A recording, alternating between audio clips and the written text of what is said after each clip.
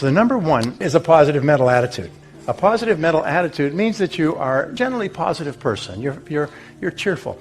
What percentage of people's decision making is emotional? What part is rational? About 85-90%. Yeah, it's 100% emotional. Human beings are 100% emotional, and they're inordinately affected by the way they're treated by other people. People are like moths to a flame. People are attracted to positive people. People who are friendly, people who are cheerful. Do you know what the number one word used to describe the most successful people in sales or business? Number one word, whether it's a restaurant, whether it's a store, whether it's a salesperson, a business owner. You know what the number one word is? Rhymes with spice and rice? Nice. He or she's a nice person. Why do you go to that place? Well, they're nice people. Why do you go to buy from them? Well, they're nice people. One of the most important things you can do is you never criticize. Never criticize. Look for the good in every situation, but never criticize other people. Here's an important point. If you think about money, but you think that people who have money are no good, you'll always be poor. One of the things I tell people is never criticize successful people. When people have a lot of money, don't say, well, yeah, but I'd rather be happy than rich. Well, I've got news for you. The rich are very happy. People don't realize it, it's a little thing. It's very common in society, in all societies, to criticize successful people, to try to pull them down. But I've got some news for you. It doesn't hurt them at all if you criticize them. But it ruins, it destroys all your hopes for success.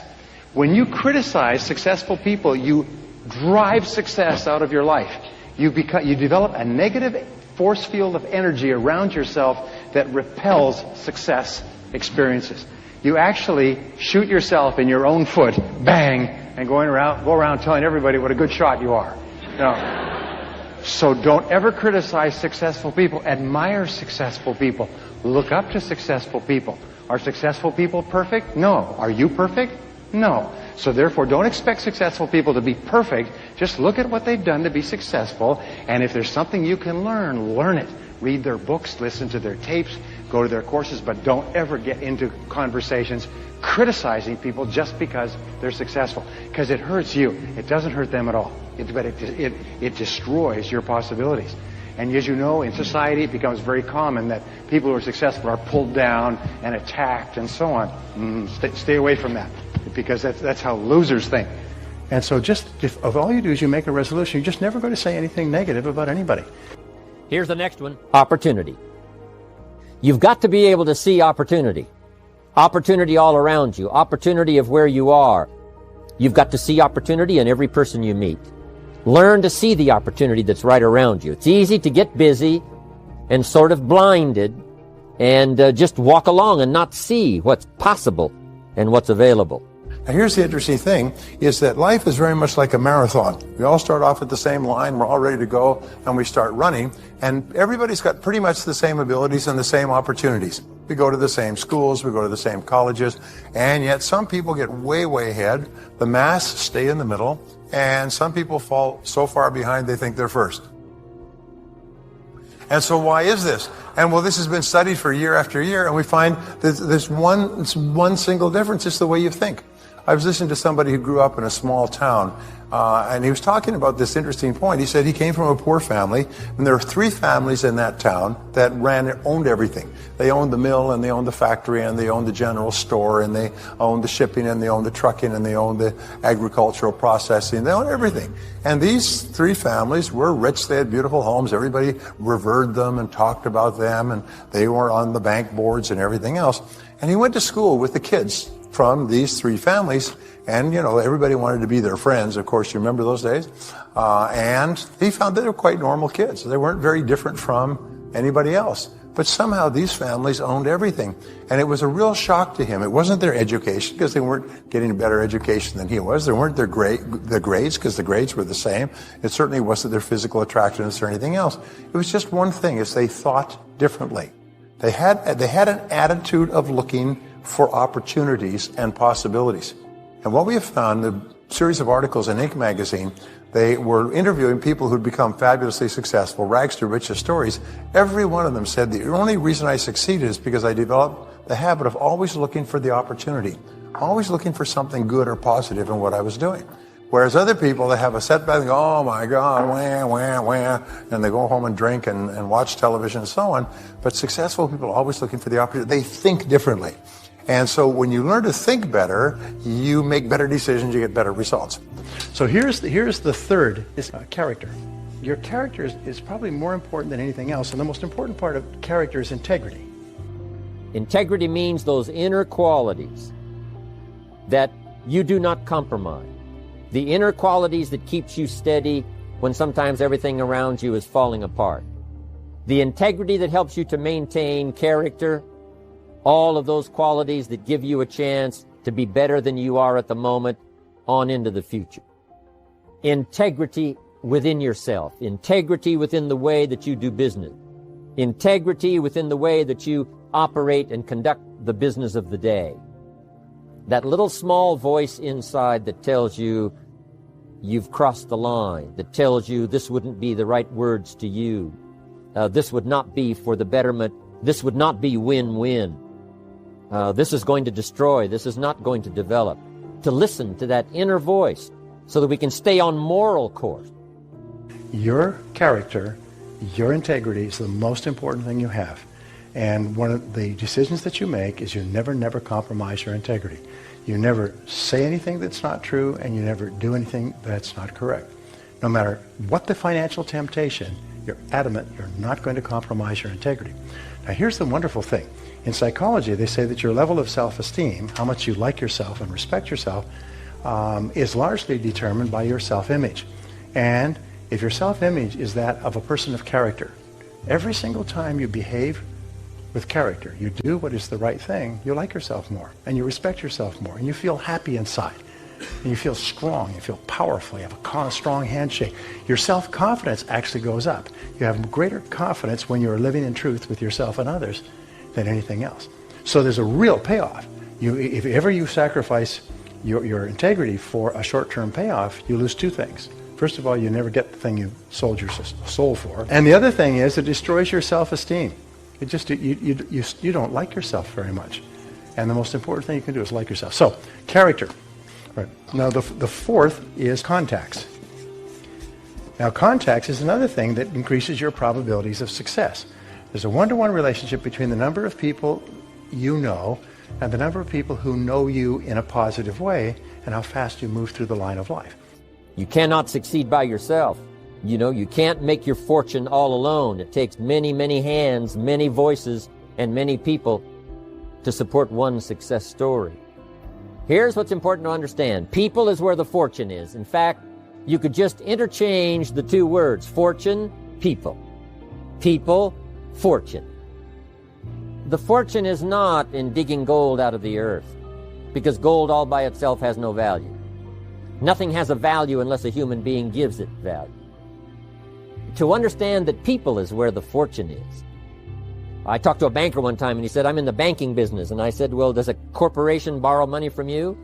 You know, do the banks and the offices and the office chairs and the systems of the corporation borrow the money? And he said, no, someone from the company comes and fills out a loan and I loan money to the company. Then I said, really what you're in is the people business. You're not in the money business or the banking business, you're in the people business. And so it's true with all of us. We're in the people business. So that's where you have to take great care in your business. Yes, take care of your money. Yes, take care of your system. But here's what you've got to do if you really want to make a fortune. Take care of your people. Because people is where the fortune is. If you help them grow, they'll help you grow. If you develop them under you, they will lift you up. You can lift up sales and it'll fall back down. You can lift up volume and it'll fall back down. Lift up the people and you won't fall down. You'll have the foundation. There you'll be ready for the future. Now, number 5 is image. There's many parts to image. The image that others see you as. The image you have with other people. And that's very important how other people see you. If they don't see you as a leader, chances are they won't pay attention. If they don't see you as being in control, chances are they won't have the trust. If they don't see you as knowing where you're going, what you want to accomplish, they probably won't follow. But if people can see you, if you have the image of someone that's in charge, in control of your life, your future, your destiny, in control of the situation, if they see that, that kind of image is powerful. It helps to win the day. It attracts other people. People want to be around people that are in control, that are powerful, but they know how to use their power. Influential, but they know how to use their influence. That kind of image is important. But here's a very important image, and that is your image of yourself. The way you talk, the way you think, your capacity for learning, all of that is an important image that you have of yourself. The image that you have that if it needs to be learned, you could learn it. If there's a book that needs to be mastered, you could master it. If there's a skill that needs to be learned, why couldn't you get busy now and learn that skill? That kind of self-image, that I am continually trying my best to be the best I can. Because one of the most important places you have to look is into the future, yes. You got to look into the past, yes. You've got to look around, yes. But one of the most important places you have to look is in the mirror. You know, how I appear to other people, that's important. But how I appear to myself is the ultimate importance. That kind of image, to where you'll develop self-reliance. Here's the next, self-confidence. Where does self-confidence come from? And this is the best advice I can give you on that. Not neglecting, first of all, the small daily disciplines. Self-confidence really comes from feeling good about yourself. And one of the best ways to feel good about yourself is at the end of the day to know that you poured it on. You did your best. If you conducted a meeting, you did the best you could. If you made a phone call, it was the best phone call you could possibly make. If you wrote a letter, it wasn't a casual letter, it was your best letter. At the end of those kind of days, when you feel good about yourself, self-confidence starts to rise. You know that if you can have this kind of a good day, you can have another one the next day, and those days become the weeks become the months, and the month becomes a powerful year. Self-confidence comes from the lack of neglect. If you will not neglect to do the small daily disciplines, that's where self-confidence comes from. Part of good health is self-confidence. I know I'm going to be healthy. I take the Herbalife products. I eat the apple a day. I walk around the block. I do the jogging on the beach. At the end of the day, when you've really poured it on and you've done all the stuff, self-confidence grows. That self-confidence affects your health. It affects your future. It affects your psyche. So this is true. One of the great powers is self-confidence. Self-confidence means willingness to do whatever it takes to achieve. Some people say, well, I'll do it for a little while and see what happens. You know, I'll try a couple of things. If that doesn't work, I'm out of here. And all of us know that that kind of person doesn't have much of a future. But if you're willing to do whatever it takes, if I have to learn a couple of things, I will learn those things. If I got to learn 5 or 6 things, I'll learn all 6. If I have to take an extra class, I'll take an extra class. If I've got to read the books, I'll read the books. If I have to consult with people who know more than I know, I will do the necessary consulting. Whatever it takes, I will do. That starts to develop unbelievable self-confidence. Self-confidence also comes from the ability to rise above your circumstances. To rise above what happens, the petty little things, the discouraging things that would sink everyone else's ship except yours, that would cause someone else to quit early in the day, but you keep going. That kind of willingness to overcome all circumstances, whether it's the little challenges or the big challenges. If you're willing to do that, I promise you, this kind of power will work for you, and in you, the variable, it'll make a difference. Number 7 is good work habits. Now, all of these fall together, but in terms of increasing your probability of success, the fact that you work well and work hard and get a lot done, nothing can replace that. That means that you manage your time and you set priorities and you concentrate on your highest value tasks and you start earlier, and you work harder and you stay later. There's no replacement for that. The great problem with the bottom 80% of people, not just in America but worldwide, is that they're lazy, lazier, and bone lazy. One of the biggest problems we have in our society is lazy people are going to politicians who say, look, give me your vote and I'll take the money away from the hard workers and give it to the people who aren't working at all.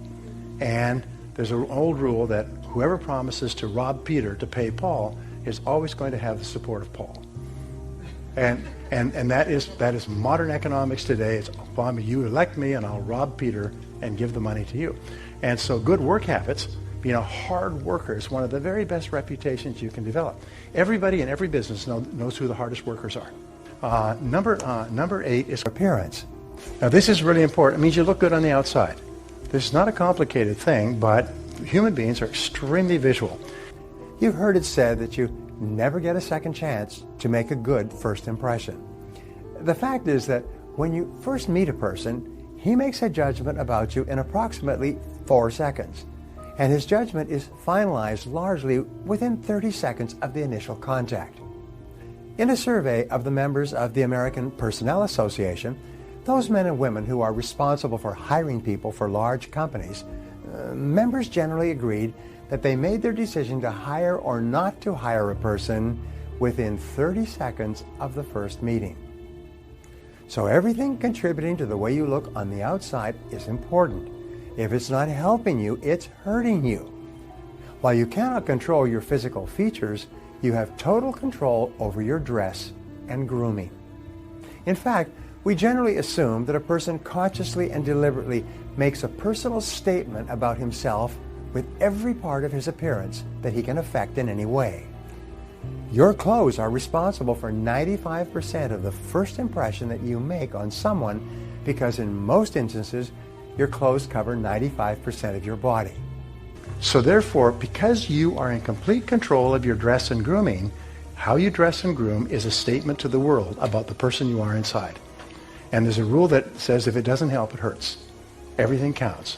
Really important. By the way, interesting thing is, let's say you're working on the internet and you're doing all your business on the internet and you say, well, nobody can see me. Okay? Do you know that if you get up in the morning and you dress properly, I'm not saying you wear a tuxedo or a formal dress, but you get up in the morning and you groom and you dress properly, exactly as if you're going to an important business appointment, people can hear it in your voice when you talk to them on the phone.